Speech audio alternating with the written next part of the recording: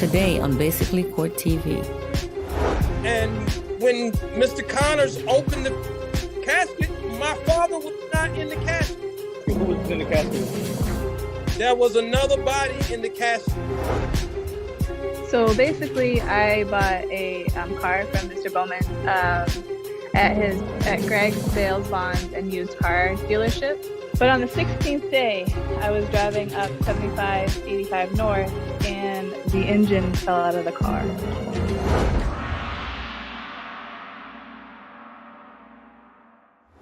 This is the case of Hand versus Connors Funeral Home. Mr. Hand, why are we here? I chose Connors Funeral Home to bury my father. We had a wait. They had my father dressed as nice as I've ever seen in my life. So my mom chose not to show the body until after prayer during the funeral. Okay, now the funeral is the next day, correct? Yes. Okay, continue. Go ahead. But the next day, when we got there, my grandma was the first one to be at the casket when it was open. And when Mr. Connors opened the casket, my grandma completely passed out. My father was not in the casket. What do you mean your father wasn't in the casket? Who was in the casket, Ms. Hand? There was another body in the casket. Whoa, wait a second. Your father wasn't in the casket? You're saying it was another gentleman in the casket? There was another gentleman in the casket. Okay, so Mr. Connors, Mr. Hand is telling me that it was another body in the casket that wasn't his father. Do you want to elaborate on this? Yes, Jan. What happened? They both ordered gold caskets. Who was they both? The young gentleman that's here right now and Mr. Williams. And they both ordered gold caskets with the silver bar. And they kind of look alike. They look like they was brothers. Mr. Connors, are you saying that your company, Connors Funeral Home, mixed up the bodies after the wake? So for the funeral, you guys had a switch up? Yes. Okay, so Yeah. where's his father now? Where's Hand Senior? Where's his father now? His father is on his way to North Carolina for a second. Why is his father on his way to North Carolina for a second service? Why? Because we had a mix-up, Your Honor. So the Williams family, when is their funeral scheduled, and who's going to be present for the Williams family if Mr. Williams is not there? They both just gonna have two different families there. Mr. Connors, this is Yes. the worst. This is the worst, most despicable thing I've ever heard of. How long have you guys been in business, Mr. Connors? We've been in business for 40 years. And is this the first time a mix-up like this has happened before, Mr. Connors? No, this is actually the third time, Your Honor. Mr. Connors. But you gotta understand, Your Honor, since the coronavirus coming, we got bodies coming in here like you don't know what. I'm lost. Hold on. Your Honor. Hold on, Mr. Connors. So, Mr. Hand, are you guys having a second service in North Carolina for your father? Man, I don't even know nobody in North Carolina. That's the thing. There was no second service. We were only supposed to have the one service at Connors Funeral Home. Okay, so Mr. Connors, hold on. So you apparently did a mix-up with the bodies, right? Yes. Yes. So Mr. Hand Senior is on his way currently to North Carolina for a service that's not his. True, Jan. To make the family happy, I offered them this urn right here. You offered me an urn with somebody else's ashes in it. I mean, my hands is tied right now. What do you mean your hands is tied? This is my dad. This is the last time I'll see my dad. And all you can do is smile at me. Calm down, young man. Calm down. What do you mean, calm down? Who does that? Who offers somebody an urn with somebody else's ashes in it? First of all, who loses a body? All right. You know, there was 2 gold caskets, you know, and your father and the other body, they were similar.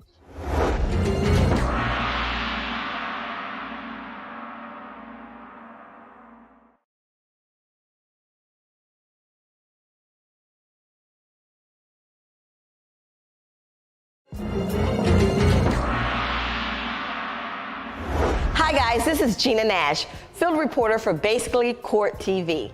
As we're watching these cases unfold here today, we have many chiming in with their opinions on the case, such as Jessica C. saying, "Take that urn and shove it." And then Memphis DJs on Twitter is stating, "Whoop that trick, whoop that trick." Oh my God, sorry about that. It just does not look good for the defendant. Just have to check it out and wait and see. Back to you, Judge. Okay, so Mr. Hand, you're telling me that the wake was on Wednesday, May 26th, and during the wake, your father was actually present in the casket, right? Yes, sir. And then you're saying at the actual services, which was held on Thursday, May 27th, that there was a mix-up and that your father wasn't in the coffin, but it was yet another gentleman. Yes, there was another body in the casket that wasn't my father. Because my father looked so good on Wednesday, my mom decided to wait until the funeral to show everybody how good he looked. So everybody could have the best picture of my father in his passing. Right. I waited, let my grandmom went first. As soon as they opened the casket, she fell out. Your grandmother fell out? out. You saying she fell out because it wasn't your father in the coffin? She passed out because it wasn't her son in the casket. Mr. Connors, was you present during the services? Yes, I was present. But from what I understand, that she had just did dialysis the day before. What does his grandmother having to have dialysis have to do with the mix-up in the bodies in the coffin, Mr. Connors? Because when they go through the dialysis, from what I understand, they get really weak and it takes a lot from you. Mr. Connors, no, Mr. Connors, no. So my issue with you and your company, Mr. Connors, is not only is this the 3rd time you've done this, you seem to have no empathy towards the family in their time of bereavement. No. You understand what I'm saying? How, Mr. Connors, how are you trying to rectify the situation? The Hands are trying to bury their loved one, and you have their loved one on his way to North Carolina for a second service that doesn't even belong to him. Your Honor, I offered him this urn that somebody didn't pick up. I mean, what else am I going to do? Somebody else's family member? Somebody else is about to have a funeral with missing their loved ones. You got a double mix-up here. And all Willie Watkins Jr. III right here can say to me is, here's an urn. What else you want me to do? Man, I want my daddy, man. That's not my daddy. What would you do if this was in you? I mean, I just don't. You got to understand, this is somebody's daddy. This is somebody's daddy. We're talking about my daddy. I don't care nothing about nobody else's daddy. What would you do if this was your father? I take the urn. Take the urn? Who's in the urn? I think that's Clarence. Clarence is in here. Clarence? What is Clarence's last name? Clarence Miller. The kind of way you can find my father. Your father is on his way to North Carolina right now. And telling me I got to take my family to North Carolina to bury my father? No, I'm not telling you that, young man. What I'm saying is, all right, the family that sent it to North Carolina, they had more flowers. So your father wound up getting a lot of flowers. I ain't got nothing about no flowers. Man, we paid $9,000 to bury my father. What is $500 earned? I tell you what, if I ever catch you out of that funeral home, I'm gonna make your bottom teeth look like your top. Young man, calm down. Okay, so Mr. Connors, you in your funeral home, you're offering Mr. Hand urn from another family that you say failed to show up to pick up their loved one's remains? We don't return refunds. There's no refunds. So the only thing that I can do is give you this urn, son. That's all I can do, and my deeply apology for this mistake. It's a horrible mistake. So, Mr. Hand, first let me offer my condolences to you and your family during this time of bereavement for your loss of your father. Thank you. Now, you're welcome. Now, Mr. Connors, you on the other hand, you've mixed up two bodies. You've caused a division in two different families who are both mourning in this time of bereavement. And the best you can offer the Hands is an urn of another family. Yes, Your Honor. That's all I can do, Your Honor. Mr. Connors, regardless of how many bodies you have coming in and out of your establishment, you guys have agreed to take care of the loved ones, the remains of these guys' loved ones. Mr. Connors, enough. I've heard enough, Mr. Connors. And you guys have mishandled what is supposed to be a monumental day for both of these families, not just Mr. Hand, but for both of these families, the Hands and the Williams, Mr. Connors. I understand. You guys have ruined the last viewing for their loved one. They're never going to get a chance to see their father, their uncle, their cousin, their brother, their son again, Mr. Connors. And from the looks of things, you've expressed no compassion, no empathy, no anything, Mr. Connors. I'm deeply sorry, and I apologize for this mistake. I really do. And Mr. Connors, you know what? I hear you, Mr. Connors, but your apology and your lack of, like I said, your lack of compassion is not enough right now. So therefore, I am ready to make my ruling, and I am going to rule in favor of the plaintiff, Mr. Hand, and his family for the total amount that they're suing you for of $9,000. Plus, I will award them another $6,000, which will put them at the max that this court can issue. So that's going to be a total of $15,000 awarded to the Hands. $15,000? But now he can't get the urn now. Now he can't get I'll keep the urn. Man, you keep the urn, man. I don't want no urn. Instead of just giving these companies your business based off of proximity and family tradition, how about you start holding them to a higher level of standard? Rule number 1, understand the value and the power of your dollar. Rule number 2, don't be afraid to withhold that very same dollar if the customer service doesn't match the criteria in which you expect. After all, there should be a certain level of quality that comes with the service when you're paying for it. Now, as always, remember, it's not how you start, but how you finish.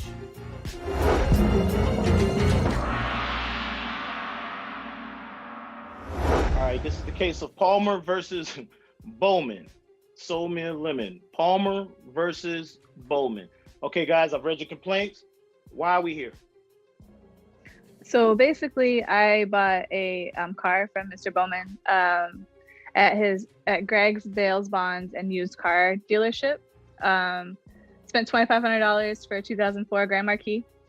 It looked like it was a car to get me from A to B. It looked fine. I drove off the lot, a couple miles down the road. The tire went flat. A couple days later, the alternator went out, and I thought, used car, okay, no big deal. So when these things happen, did you give Mr. Bowman a call to let him know that the alternator went out, that you had bad tires? No, I just figured it was time. But on the 16th day, I was driving up 75-85 North, and the engine fell out of the car. I was driving on the highway, and the engine fell out from underneath the vehicle onto the highway, scattered, broke, and I had to somehow get from the middle lane all the way over to the right to leave the car. I was scared to death, Your Honor. So what you're saying is the day after the warranty, the engine fell out of the car. Correct. These things happen. An engine fell out of an airplane and was flying over Texas last week. Mr. Bowman, in your words, tell me what happened. Right off the bat, she's lying. She gave me $2,800, not $2,500 for that car. Yeah, I told her if anything happens, bring it back in 15 days. She went driving off, happy-go-lucky. I did offer her an extended warranty for an additional $500. If she would have paid that, it would have been good for 6 months instead of 15 days. I thought she was smoking weed at the time. I don't know. I smelled something funny. And now she's trying to sue me because the engine fell out of the car. Well, how's that happen? I mean, where I don't. do You tell me. You're the dealer. You tell me you're the dealer. So, Ms. Palmer, so you're saying that you was driving the car up 75 North and the engine fell completely out of the vehicle. Correct. Like it wasn't rattling. Okay. And Sorry. At this point of the engine falling out of the car, how many days had you had the car? 16 days. Well, I'm glad I got her to sign that warranty. I can tell you that because 15 days is all I give anybody at Greg's bail bonds and used car lot. Sounds like a setup to me. Like you guys are using plastic nails or something. So you can't program something to fall apart in 16 days, maybe 6 months. 16 days, no way. Ms. Palmer, did you have the car inspected before you purchased the car? Before you left the lot with the car? Like, it was inspected. It was inspected by them. He came recommended by a friend. I was trusting him on the inspection. I feel like it was a whole scam. So where's the car now? It's at my mechanic's. I took it to my mechanic.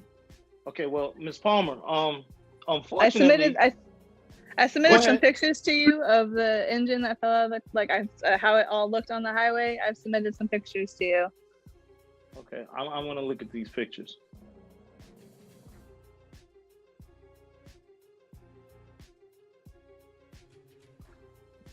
Wow, this is bad.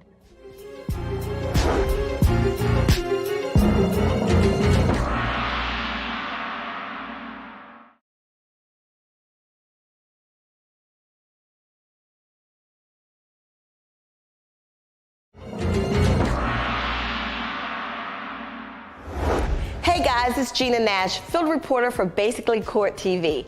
As we're watching these cases unfold here today, we have many chiming in with their opinions on the case, such as Missy H7 on Twitter. She's weighing in with saying, that dealership name says it all. And then Tommy from Facebook, you get what you pay for. This case is very crazy, Judge. It doesn't look good for the plaintiff. Let's check it out and see. Back to you, Judge. So it's amazing, and it's a wonder that nobody was hurt. Okay, so Mrs. Palmer, unfortunately, you did sign the agreement, the contract, stating that it was only a 15-day warranty, and you're asking for what, $2,500? Is that what you? I want the price of the vehicle back. Yeah, I want. And the car, and the vehicle is where now? It's at my mechanic. It's still with your mechanic. Yeah, well, I don't even know what to do with it. I mean, I'm not gonna put a new engine in it, you know? All right, so Mr. Bowman, is there anything or any way possible that you guys can come to something amicable of, your company get with her and, offset this cost?